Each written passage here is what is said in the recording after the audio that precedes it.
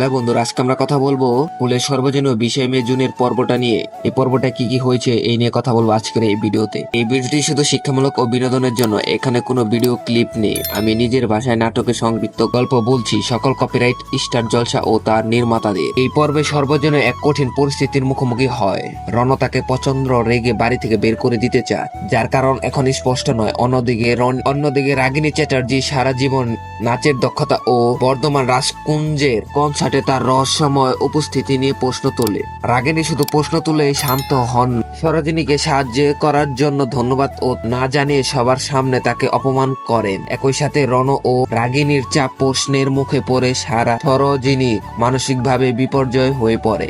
এই পর্বটি সরোজিনীর অতীত ও তার বর্তমান প্রতিকূলতার নিয়ে নতুন রহস্যের জন্ম দেয়, যা দর্শকদের মধ্যে কৌতূহল বাড়িয়ে তোলে। এটাই ছিল সংক্ষেপে বুলের সর্বজনীয় 20 জুনের পর্বটা। এই ভিডিওতে আমি কেবল আমার মতামত আর গল্প বলেছি, কপিরাইট লঙ্ঘনের কোনো উদ্দেশ্য নেই। ভালো লাগলে লাইক দিন, কমেন্ট করুন, সাবস্ক্রাইব করুন। ধন্যবাদ। আর এরকম নাটকের আপডেট ভিডিও পেতে হলে অবশ্যই পাশে থাকবেন।